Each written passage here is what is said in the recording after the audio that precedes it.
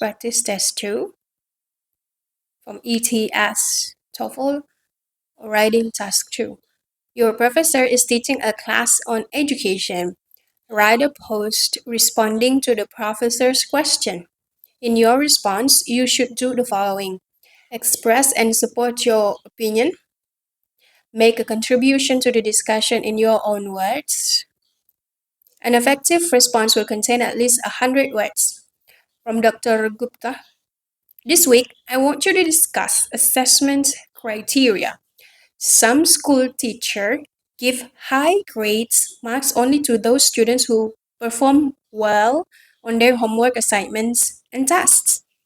Other teachers, however, may give high grades to students who have worked very hard on their assignments but have not performed so well.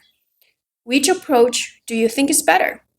Giving grades based only on performance, or grading students not just on performance but also on their efforts? Kelly and Paul. Kelly, I think grades should be based on performance only. It's a matter of fairness. I'd be really upset if another student got nearly the same grade that I did when I turned in work that was almost perfect and the other students' work had incorrect answers or unclear ideas. It wouldn't matter to me if they worked harder. Oh, interesting. From Paul? Sure. Evaluation should mainly be based upon the student's performance, but hard work should count for something. A student who works hard, even when the final grade isn't the highest in a class, build character, which will benefit the student later in life when they go to university or apply for a job. Interesting. Jadi di sini Dr. Gupta eh, mendiskusikan tentang kriteria penilaian. Some school teacher, guru-guru di sekolah memberikan nilai-nilai tinggi kepada siswa yang performanya bagus di tugas-tugas maupun tes. Nah, tapi guru-guru lain itu memberikan nilai tinggi pada siswa yang memiliki nilai tidak terlalu bagus, tapi sudah bekerja keras. Sudah bekerja keras dalam penyelesaian tugasnya. Nah, ditanyalah, Dr. Gupta bertanya, which approach do you think is better? Yang mana pendekatan yang mana yang bagus? Kita memberikan nilai itu apakah berdasarkan performance-nya atau ini maksudnya nilai akhirnya, atau kita menilai siswa itu berdasarkan dari tidak hanya dari performanya, tapi juga usahanya. Nah, Kelly ini memberikan pendapat seharusnya penilaian itu hanya berdasarkan pada performa saja. Berarti maksudnya hanya berdasarkan dari nilai UTS atau nilai UAS-nya.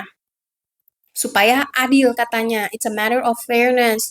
Karena dia akan merasa sangat jengkel, upset, jika siswa lain itu mendapatkan nilai yang hampir sama dengan Kelly. That I did when I turned in work that almost perfect. Jadi Kelly dan temannya ini hampir dapat nilai yang sama, padahal Kelly ini dia hampir sempurna menyelesaikan UTS atau UAS-nya.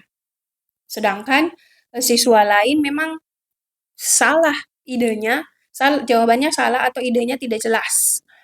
Nah, jadi Kelly menyimpulkan, it wouldn't matter to me if they worked harder. Tidak jadi persoalan jika mahasiswa atau siswa itu kerja keras atau tidak. Yang penting hanya dinilai dari akhirnya saja. Oke, sedangkan Paul mau nganggap, sure, evaluation should mainly be based upon students' performance. Secara garis besar memang penilaian siswa itu harus secara garis besar dari performa saja. Tapi hard work should count for something. Hard work-nya juga harus dipertimbangkan. A student who work hard, siswa-siswa yang sudah bekerja keras, even when the final grade is the highest in the class, walaupun final grade-nya nilai akhirnya tidak terlalu bagus, tapi siswa itu sudah karakternya bagus. Karakter bagus ini akan menguntungkan siswa di kemudian hari ketika siswanya masuk universitas atau apply for a job atau mendapatkan pekerjaan. Nah, bagaimana menurut kita sebagai test taker? Jadi kita harus menambahkan pendapat dari Kelly atau dan Paul.